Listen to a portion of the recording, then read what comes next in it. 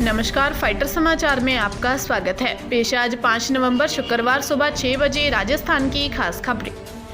जोधपुर के पाल गांव में 4 दिन पहले ट्यूशन पढ़ने गए अपने भाई को लेने निकली युवती का शव सांगरिया क्षेत्र में मिला है।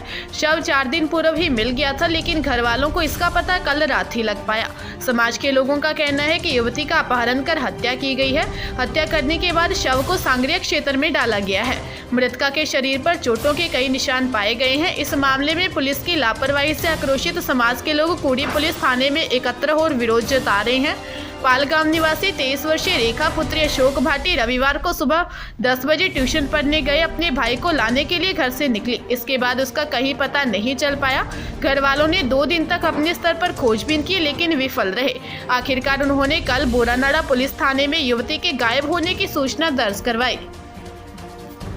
केंद्र सरकार के डीजल पेट्रोल पर एक्साइज ड्यूटी घटाने के बाद मुख्यमंत्री अशोक गहलोत ने इसमें और कमी करने की मांग की है। गहलोत ने एक्साइज ड्यूटी घटने के अनुपात में अपने आप वैट कम होने के अलावा और ज़्यादा वैट कम करने से इनकार कर दिया है। सीएम अशोक गहलोत ने बयान जारी कर कहा कि केंद्र की एक्साइज ड्यूटी कम करने के साथ ही राज्यों का उसी अनुपात में वैट अपने आप ही कम हो जाता है। फिर भी हमारी मांग है कि महंगाई को कम करने के लिए केंद्र को और अधिक एक्साइज कम करनी चाहिए।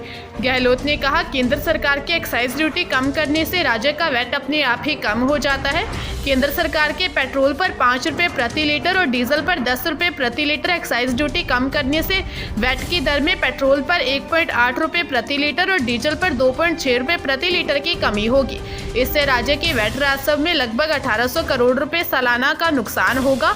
इससे राज्य में पेट्रोल 6.80 रुपये प्रति लीटर और डीजल 12.60 रुपये प्रति लीटर सस्ता होगा। रीट परीक्षा में चप्पल से नकल करवाने वाले गैंग के मुख्य सरगना तुलसाराम कालेर को बीकानेर पुलिस ने आखिरकार गिरफ्तार कर लिया है। यह बड़ी सफलता गंगाशहर पुलिस को मिली है। पुलिस अधीक्षक योगेश यादव ने इसकी पुष्टि कर दी है। पुलिस अधीक्षक यादव और अतिरिक्त पुलिस अधीक्षक शैलेंद्र सिंह इंदौरिया पिछले कई दिनों से तुलसाराम की तलाश में लगे थे। पुलिस के पास पुख्ता सूचना थी कि वह दीपावली पर इधर आ सकता है। बताया जा रहा है कि जयपुर के आसपास बुधवार रात को ही तुलसाराम को गिरफ्तार करने की कार्रवाई हो गई थी, जो पुलिस से बचने के लिए अलग अलग जगह छिपता फिर रहा था। पुलिस ने दिन में प्रेस कॉन्फ्रेंस कर तुलसाराम की गिरफ्तारी का खुलासा किया। चाणक्य कोचिंग इंस्टीट्यूट का संचालक तुलसाराम कालेर चूरू जिले के रामपुर देवानी का रहने वाला है। वर्ष 1991 में पुलिस में भर्ती हुआ था। 1994 में हवाला के एक मामले में जब्त राशि अपने पास रखने के आरोप में बर्खास्त कर दिया गया। उसके बाद 2007 में उसने आरएएस का एग्जाम दिया, जिसमें 19वीं पोजीशन आई। वर्ष 2014 में वह अपने एक रिश्तेदार की जगह एसआई की परीक्षा देते हुए पकड़ा गया था। कालेर की पत्नी आरपीएस है। उसकी पोस्टिंग अजमेर में है। बीकानेर के पवनपुरी क्षेत्र में उसका निवास है। इंस्टीट्यूट फिलहाल बंद है। तुलसाराम ने एक पारी के पेपर के लिए अभ्यर्थियों से 5 से 7 लाख रुपए के बीच में सौदा तय किया था। पता चला है कि तुलसाराम ने प्रदेश भर में 25 से अधिक लोगों को विशेष डिवाइस लगी चप्पल उपलब्ध करवाई थी। जयपुर में 50 साल की बुजुर्ग महिला को डायन बताकर घर से निकालने की धमकी देने का मामला सामने आया है। आरोप ससुराल वालों पर लगा है। इतना ही नहीं, उसका व उसकी बेटी के नहाते हुए अश्लील वीडियो भी बना लिए। अब वीडियो वायरल करने की धमकी दे रहे हैं। 50 साल की बुजुर्ग महिला ने देर रात विद्याधर नगर थाने में रिपोर्ट दर्ज करवाई है। उन्होंने बताया कि पति की कई साल पहले मृत्यु हो गई थी। तब से ही ससुराल वाले उससे डायन बोलने लगे। उसे बार बार छोटी छोटी बातों पर प्रताड़ित करते थे। उसे कई बार डायन बोलकर दोनों बच्चों के साथ घर से निकालने का दबाव बनाते थे। वह घर से नहीं निकली तो उसे परेशान करने लगे। करौली जिले के मंडराइल उपखंड के गोपालपुर गांव में शाम 2 पड़ोसियों में झगड़ा हो गया।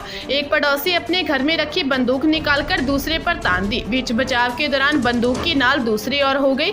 पड़ोस में रहने वाली एक बालिका के सिर में गोली जा लगी। मौके पर ही उसकी मौत हो गई। पुलिस फरार हत्यारे की तलाश कर रही है। झगड़ा करने वाले व मरने वाली बालिका सभी एक ही परिवार की है। एएसपी प्रकाश चंद ने बताया कि गोपालपुर गांव के रहने वाले बलवंत सिंह और गंगा सिंह के परिवारों के बीच झगड़ा चल रहा है। देर शाम किसी बात को लेकर दोनों पड़ोसियों में विवाद हो गया। बलवंत का भतीजा रणजीत सिंह ने गंगा सिंह के परिवार पर बंदूक तान दी। उसकी मां व बेटी बीच बचाव करने आई। रोकने के प्रयास में बंदूक की नाल दूसरे पड़ोसी के घर की तरफ हो गई और गोली चल गई। छत पर बैठकर खाना खा रही 14 साल की मोहिनी राजपूत पुत्र विनोद सिंह के सिर में गोली जा लगी, जिससे उसकी मौके पर ही मौत हो गई। डूंगरपुर शहर के सागवाड़ा रोड पर शाम स्कूटी और बाइक की टक्कर हो गई। हादसे में घायल बाइक सवार युवक ने इलाज के दौरान दम तोड़ दिया। मृतक का बड़ा भाई गंभीर घायल हो गया। दिवाली के दिन गुरुवार सुबह पोस्टमार्टम करवाकर शव परिजनों को सौंपा गया। टक्कर के बाद स्कूटी चालक भाग गया। सदर थाना अधिकारी हजारीलाल ने बताया कि हादसे में बाइक सवार 2 भाई घायल हो गए, जिसमें से जिगर रौत 18 ने अस्पताल में इलाज के दौरान दम तोड़ दिया। वहीं बड़ा भाई मनोज रौत घायल है। राजस्थान के विद्युत निगमों के जूनियर इंजीनियर प्रथम इलेक्ट्रिकल कैडर के 534 पदों के लिए 11 दिसंबर 2021 को ऑनलाइन एग्जाम करवाया जाएगा। ऊर्जा मंत्री डॉक्टर बी.डी. कल्ला ने यह जानकारी दी है। साथ ही राजस्थान के 5 विद्युत निगमों के सहायक अभियंता, एएन, क्रमिक अधिकारी और लेखा अधिकारी के पदों पर भर्ती के लिए हुई ऑनलाइन परीक्षा का फाइनल सिलेक्शन लिस्ट भी जारी कर दी गई है। 4 और 6 अक्टूबर को ऑनलाइन परीक्षा में सफल हुए कैंडिडेट्स के डॉक्यूमेंट वेरिफिकेशन किए गए। इसके बाद सिलेक्टेड 56 कैंडिडेट्स को उनके ऑप्शन और मेरिट बेस पर विद्युत निगमों को अलॉटमेंट फाइनल सिलेक्शन लिस्ट में जारी कर दिया गया है। राजस्थान राज्य विद्युत उत्पादन निगम की ओर से कुल 15 कैडर के लिए भर्ती प्रक्रिया शुरू कर दी गई है, जिसमें से 14 कैडर के एग्जाम पहले ही हो चुके हैं।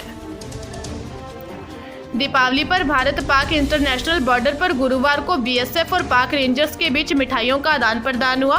बाड़मेर की बीएसएफ चौकियों पर बीएसएफ के जवानों ने पाक रेंजर्स को मिठाई भेंट की। पाक रेंजर्स ने भी बीएसएफ जवानों को मिठाई भेंट की। जिले के बीएसएफ के मुनाबाव, गडरा रोड, कैलनौर, बखासर की चौकियों पर मिठाइयों का आदान प्रदान किया गया। दोनों देश के अधिकारियों ने एक दूसरे को दीपावली की शुभकामनाएं दी।